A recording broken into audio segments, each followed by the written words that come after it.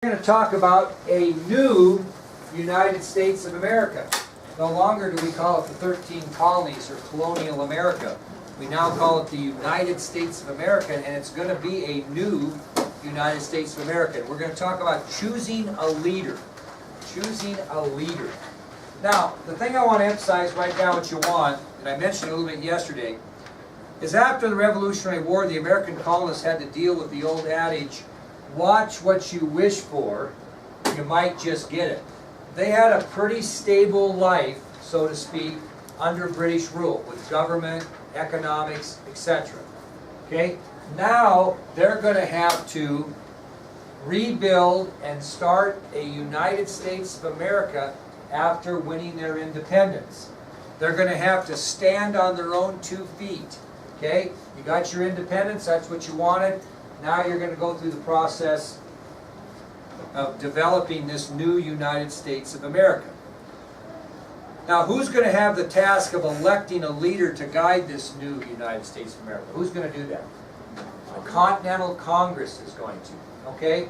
And it's kind of an interesting story because I'm not sure who would want the job. I think we were lucky that Washington wanted the job because what he's going to have to do is transform these 13 states, used to be colonies, that have acted independently for hundreds of years and put them into one federal government with the same laws, etc.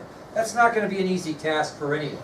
So have not these colonies had their own kind of rules and regulations and laws and legislatures, and they've kind of run independently all these years. Now, whoever is the new leader of the United States is going to have to bond all those people together into one federal government, and that is not going to be easy because people are kind of set in their ways. You know what I'm saying? I might be the example of it. I've taught 39 years. You guys, have you been getting any new Kagan training? In other words, teachers put you in groups by the color of your eyes or whatever shirt you have on. You do group work.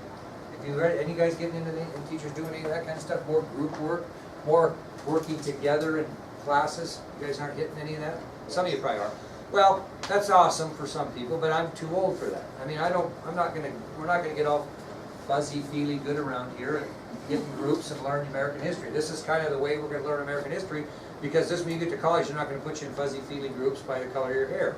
I'll assure you. Okay? So, my point on this is I'm kind of an independent contractor. You know what I mean by that? Is I'm not really into this newfangled teaching. Okay, I'm gonna buck that a little bit. Well, these 13 states are going to be like that in essence too. They have done their own thing and think what they do is right for so long, to try to get them to join and collaborate as a 13-state union is going to be difficult. Now, this is where we really need to talk about the Electoral College, because this is where it all started, right here. And it still continues today. Okay, so let's just have a little talk about that. Who developed the first electoral college? Who developed that? You just answered a minute ago. Continental Congress, absolutely. It was the Continental Congress that developed this electoral college when they went to the business of choosing this new leader for the new United States of America. Now, let's just kind of talk about how it works today and kind of put it into perspective. The Electoral College, or electoral votes, are based on what? Population. I'll give you an example. Who are the electors, which is on your ID sheet for Wyoming? Who are your electors in Wyoming right now, Mrs. Everman? You know who your electors are? The people that actually elect the President of the United States? Anybody? This is sad. Senator John Barrasso is an elector. Senator Mike Enzi is, you don't have to write this down, is an elector. Congresswoman Liz Cheney is an elector. Okay, so let's just put this in perspective before we get into this. Popular vote in Wyoming. What candidate between Hillary Clinton and Donald Trump won the popular vote in Wyoming? Who won that? Trump did.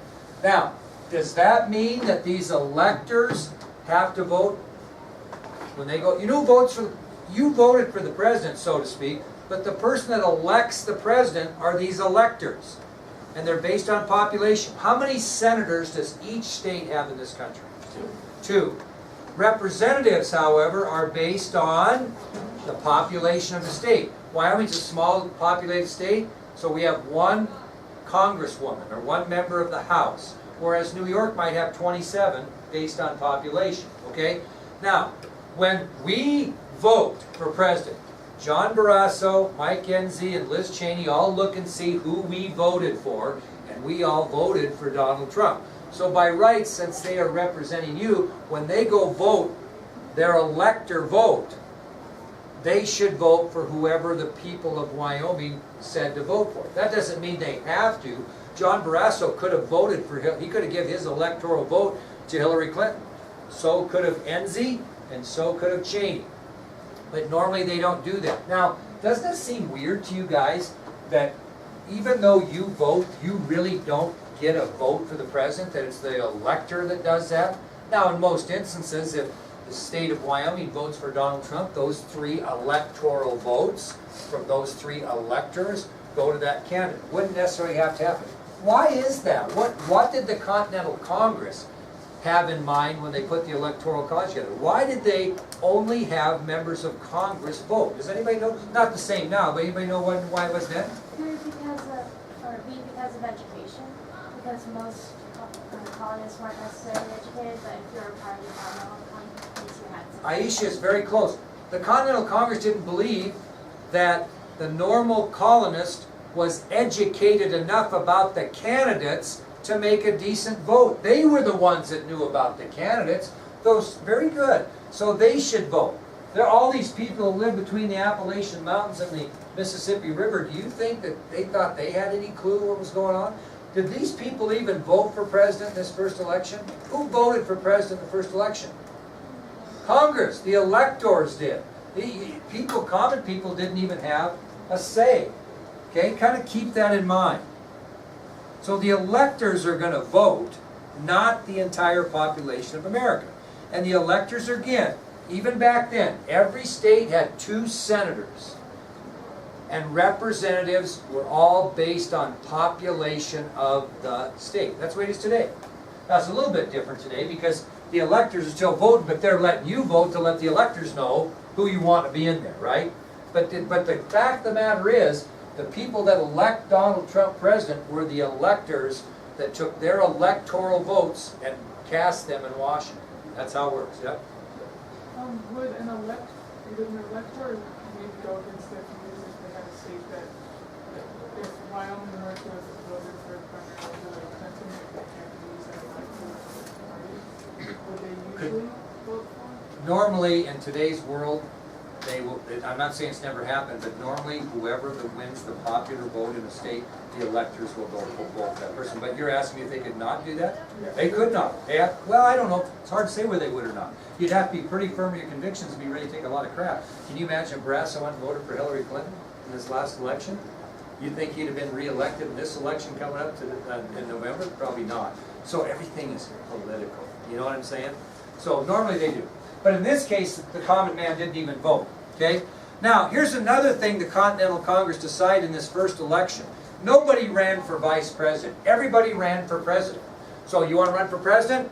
Put your name in the hat. And the electors will vote for whoever they want. And how it worked is the person with the most amount of electoral votes was president, and the one with the second most amount of electoral votes was the vice president. That's how it worked in this particular election. Now, I got to kind of explain to you the difference between a first ballot, and a second ballot, and a third ballot, etc. So let me go to present time and just listen. Don't write anything down because you won't understand if you do anyway. Okay. In this last presidential election, the Republicans got together and had a national convention, and the Democrats got together and had a national convention. What's the purpose of that convention? To pick their candidate for president and vice president. And so what happens, and I'll talk about the election of 1960, because it's easy to figure out. Let's talk about the Democratic National Convention in 1960. All these delegates from each state went to the convention. How do they tell how many delegates Wyoming gets? Population. So the more population you have, the more delegate votes you have. And this is at a convention. So in 1960, all these states sent delegates based on population. And in order to win the nomination for president, a candidate had to have 761 delegate votes. So when they went to the convention, when you go to a convention, they go there and party, and they go there and campaign, and they're trying to get a candidate. Sometimes there's more than one guy that wants to be the president, and they politic back and forth. And pretty soon they have a roll call vote. That's how they kind of do this. And we have the first ballot. They go in alphabetical order in states. So you might hear something like this at a convention. Alabama, the great state of Alabama, home of the 2018 national champion Crimson Tide football team, cast their 38 delegate votes for the next president of the United States, Caleb Frazier. Then Caleb would get those votes, and he would need, in the case of 1960, 761 of those. You see what I mean? Although they might say the great state of Alabama will give 13 delegate votes to Daniel Wyrick and 16 to Caleb Frazier and 3 to Carter Dunham. They can vote any way they want. They don't go all for one. But the bottom line is, as they go down that roll call from A to Z, you have to get 761 to get the nomination. That's the first ballot. Regan, what would happen if we went all the way through that ballot and nobody got 761 in 1960? What would they do? Oh, good guess. They would go to a second ballot. And they'd start all over. And all of the votes in the first ballot just go away. So those 38 that Caleb got, he may not get the next time. You know what I'm saying? Because there's a lot of politicking between what? The first and second ballot. Just a little inside info. In 1960, John Kennedy needed 23 delegate votes to get over the top as he went down the list. You know what state gave him the 23 to win it? Wyoming. Last state. If he doesn't get Wyoming's 23 votes and it goes to a second ballot, historians will tell you that he probably would not have been nominated. On the second ballot, we would have no Kennedy presidency, no Kennedy assassination. History changes tremendously. Isn't that something? So that's how it works. Okay, now, in this particular instance here, we only have a few electors, right? Because we're going totally on electoral college. But they're going to have a first ballot, and on the first ballot, whoever has the most electoral votes is going to be president, whoever has the second most is going to be vice president. That's how it was then. Well, it just so happened on this particular election, Washington got every single one of the electoral votes on the first ballot. So what don't we have? A vice president. So what are they going to do? They're going to go to a second ballot, but they're only going to vote on what in the second ballot? Vice president. In that ballot, John Adams received the most, and so he became the nation's first vice president. So in this first election by the Continental Congress, using the Electoral College and electors to vote, when the results were calculated on the first ballot, George Washington received all of the electoral votes, so he was elected president. Because Washington won all the votes on the first ballot, a second ballot was taken to elect a vice president, and on the second ballot, John Adams received the most votes, so he became the nation's first vice president. That's how the first election went. How simple is that compared to what we're going through in today's world, right? Okay? Now, on April 30th of 1789, on April 30th of 1789, George Washington was inaugurated into office as the first president of the United States. On April 30th of 1789, George Washington was inaugurated into office as the first president of the United States. 1789. Now, let me ask you a question. Where do they inaugurate the president right now? Where is he inaugurated into office? Anybody know? What's that? Nope, not the Oval Office. Good guess. What geographically where? Washington, D.C. now, because it's the capital. But where specifically? Anybody know? Usually on the east portico, or the east porch of the Capitol building. It's at the Capitol. It's on the back side of the Capitol. It's where they inaugurated the president. Now, my question to you, anybody want to guess where they inaugurated George Washington? What city? What city was the capital right after the Revolutionary War? New York City, somebody said over there. Who said that? New York City. And you know where he was inaugurated at in New York City? On Wall Street, now the financial hub of the world. So Washington was inaugurated on Wall Street in New York City on April 30th, 1789, and becomes the first president of the United States. Now, what else was reorganized in this election of 1789? What else had to get reorganized? What? Because it was the Continental, now it's just going to be the United States Congress, okay? So they had elections there too. Now, how many senators are there in the United States Congress as Washington assumes the presidency? 26, very good. 2 for each state, 13 states. Representatives are going to be more, right? Because they're going to be based on population. And just to let you know, the first United States Congress had 26 senators and 59 representatives. 59 representatives. That was the first United States Senate. New president, George Washington. New vice president, John Adams.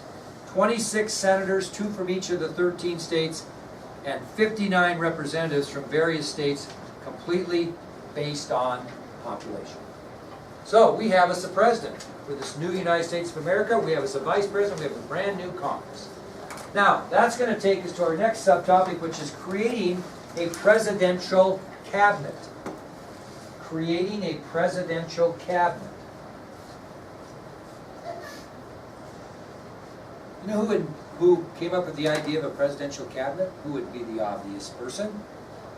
George Washington. What he did after he was inaugurated into office, he thought, you know, I'm going to need some help with all these responsibilities as president. I'm not the perfect man when it comes to foreign affairs. I'm not the perfect man when it comes to money or finances. I'm not the perfect man. I might be pretty good at strategically planning war, but I'm not probably the best. Okay, I'm going to need to be advised in matters of law. I'm not a lawyer. So Washington asked Congress if they will create 4 departments to help him be President of the United States, to assist him and advise him on what he should do in creating this new government for this new United States of America. Now, some of these would be familiar for you, these 4 departments that were first created. The first one was the Department of State. Department of State. And what did the Department of State help the President do? It helped him with both foreign and domestic affairs. The Department of State will help or advise the President in both foreign and domestic affairs. Foreign affairs are things that happen where? Not in the United States. And domestic affairs are where happen where? In the United States. And this Department of State is going to help the President handle both of those, foreign and domestic affairs. Now, they're going to put a chairman of that particular department. And they're going to call that chairman a secretary. So their position is going to be Secretary of State. And our first Secretary of State was Thomas Jefferson. Thomas Jefferson. So the Department of State is going to help the President deal with both foreign and domestic affairs. The chairman of that particular department is going to be referred to as a secretary, and our first Secretary of State will be Thomas Jefferson. Okay, the next department they established was the Department of the Treasury, which was obviously going to help the President in matters of what? Finance, we'll say better. Finance, financial issues. So the Department of the Treasury is going to help the President with financial issues within the nation. They also are going to have a chairman of that particular department, be called the Secretary of the Treasury. And the first Secretary of the Treasury in the United States was Alexander Hamilton. Alexander Hamilton. So we have the Department of State, and now the Department of the Treasury to help the President with financial issues within the nation. The new Secretary of the Treasury will be Alexander Hamilton. The next department that they established to help the President was the Department of War, better known today as the Department of No. That's part of this. No, it's the Department. Defense, yeah. But it was called the Department of War forever. And then that didn't change until the Harry Truman presidency, by the way. So it's been the Department, it was the Department of War forever. And the reason they put together a Department of War was to help the president with the 3 M's. Manage military matters. So the Department of War was established to help the president manage military matters. And the first Secretary of War was a fellow by the name of Henry Knox, a former Revolutionary War general. You ever heard of Fort Knox? Okay. Henry Knox will become the first Secretary of War. And the last department that was established to help the president was the Department of Justice. And they didn't call the head of the Department of Justice a secretary. They called the Department of Justice, the head of the Department of Justice, the Attorney General. The Attorney General. And that was set up to help the president with matters of law. So the Department of Justice was set up to help the president with matters of law. The first head of the Department of Justice was not a secretary. They refer to that person as the Attorney General. And who was the first Attorney General of the United States? Edmund Randolph. Edmund Randolph. Now, to make a point, although all of these people serve as in an advisory role, whose responsibility is it to make any final decision? The President of the United States. Very good. Now, one more little term. From this point on, the President's Cabinet, those that worked in the President's Cabinet, will be referred to as the Executive Department of the government. So if you're in the Executive Department of the government, then you are part of the President's Cabinet, the Executive Department of the government.